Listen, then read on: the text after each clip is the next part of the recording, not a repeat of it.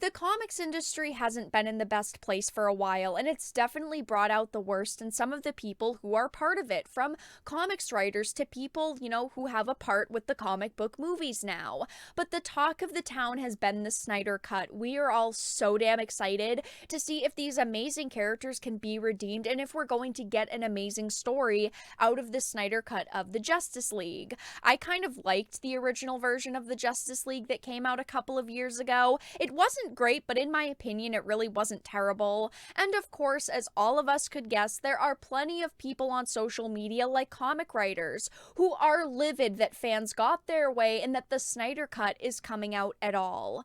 So this is a Bounding Into Comics article. Comic pros label fans excited for Zack Snyder's Justice League as terrorists. This is absolutely disgusting that this situation is happening. That there are people like comic pros throwing around this word like it means nothing at all. So, seemingly unhappy that the wishes of fans disappointed by the film's theatrical version were heard by Warner Brothers, various comic book pros have begun to label those excited for the upcoming release of Zack Snyder's cut of the Justice League as terrorists. You would think that these people would be happy that there are millions of eyes on the Snyder Cut and all of these comic book characters and comic companies right now, but no, of course they are not happy, because they are never happy with anything ever that happens. So the use of the label was prompted by a March 11th tweet by Eisner Award-winning Marvel, DC, and Skybound Entertainment author Sean K. McKeever, Spider-Man Loves Mary Jane, Terror Titans, Storyscapes, The X-Files, who took issue with how the hashtag Restore the Snyderverse began to trend on Twitter, appearing to take issue with its trending based on his own beliefs that Snyder Cut fans were nothing more than members of a harassment campaign. In response to McKeever's tweet, DC artist Jamal Igle, I hope that I'm saying his name right, from Supergirl and Nightwing, would lament that this is what happens when you cave into terrorists, presenting the first such use of the term as a derogatory label for fans excited for the Snyder Cut. There are so many people out there, millions of people out there, who just want to watch a good superhero movie, who want to see, Superman and Batman and Wonder Woman and Aquaman just fighting it out and having this amazing story, yet we have people like this basically saying, if you wanted the Snyder Cut, you're a terrible person. So Igle's sentiments were soon echoed by Dark Horse and IDW artist Megan Levins, Buffy the Vampire Slayer and Star Wars Adventures, who exclaimed, "I saw this trending this morning and I thought the same thing. This is why we don't negotiate with terrorists." We're not just talking about one comic pro here, saying this and using this term. We are talking about tons of different people in the industry who are using this term openly, like it's okay, like there are no problems with this. These comic pros are hypocrites, just like half of the people on social media. They're okay with fan movements if they support them or they like the product, yet in this case, they're saying that this fan movement isn't okay and that it's disgusting that people got a company to put out this version of a movie they wanted because they don't like it. You know why we got the Snyder Cut in the first place? Because DC saw a way to make way more money, and what's wrong with that? Fans asked for new content. Zack Snyder was totally on board to finish this version of the movie that he wanted to make, and DC wanted to make money. These are people who get to write comics about out-of-these-world characters and stories because people like us buy them.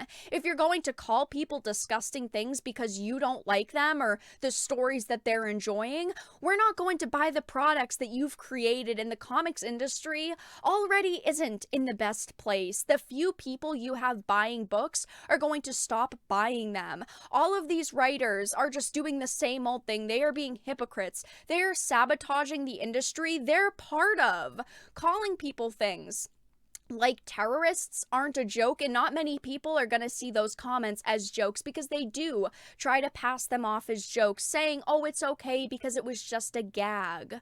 Unsurprisingly, like many who make inflammatory statements and receive massive amounts of pushback in response, McKeever would announce that he was setting his account to private in order to avoid all of the psychos attacking me for my cheeky gag. There are many people out there who aren't going to see this as a funny joke or a cheeky gag. And of course, Sean McKeever here is hiding behind a social media wall. He's locking his account down because he can't take the heat for the things he put on social media. Don't use social media and put opinions on social media if you don't want to be criticized for them. You're putting them out into the world. Now, of course, every group of people on social media or every fandom has its bad apples. That's inevitable. But most people who wanted the Snyder Cut were people who genuinely cared about Zack Snyder and his movie, about these characters. Most people who have rooted for the Snyder Cut have been super positive, and the community around it has been amazing. To say people who wanted the Snyder Cut, won a war or they're psychos isn't true at all. And I wanted to go to Twitter just to look at the reception right now for the Zack Snyder cut of the Justice League's final trailer. People are super excited here. So there are a lot of critics right now who are putting their opinions out who were able to actually see the movie a little bit early. Someone said the Snyder Cut is phenomenal, beautiful in its dark and cinematic glory. Everything I hoped it would be and more. This is the only Justice League we needed. It surpasses the Whedon version in every way possible, and Snyder grabs us by the collar and pulls us into an incredible world. I really hope that this is true. I hope that we're not all getting excited for, a movie that's going to come out and be mediocre. I think that it is genuinely going to be good, but right now there are tons of critics saying it is really good. I don't want to show too many images because they could be spoiler worthy, because there are also some behind the scenes pictures that are circulating, but someone else said the Zack Snyder's Justice League is beautiful. That score is amazing and I don't want to spoil anything, but after the whole thing I wanted to start it over immediately. Thank you, Zack Snyder, and thank you to all of those who fought to get this made. So if we scroll down, there are people saying things like, guys, I have seen the Snyder Cut and it's a masterpiece. Zack Snyder paints an incredible canvas that will break your heart and put it back together again. The runtime, which blows by like it's nothing, allows backstories, teams assemblies, and action to flow effortlessly. People are talking about the potential of a Green Lantern in the DCEU now. Someone said Zack Snyder's Justice League is DC's Lord of the Rings, simple as that. Epic and grand, Justice League is led by great performances, especially from people like Ray Fisher. Scrolling down again, we have the final trailer for this that people are super excited for. Someone said Ben Affleck, Jared, and other guys didn't get paid for the additional shoots. Ben, let's just do it at my house. I could shoot it in the backyard. Don't tell the studio, and I'm not going to pay you guys. I'm just going to shoot it myself. And these actors did. These actors were all in on this project, and they were very excited for this project. Maybe the Justice League will come out, and it will be really bad, and no one will enjoy it. Maybe it will be as controversial as the first version of the Justice League that came out, but I'm excited for it. I'm hopeful for it, and it is so awful that these comic pros are basically saying, we don't want this version of the movie, so we're going to attack anyone who supports it.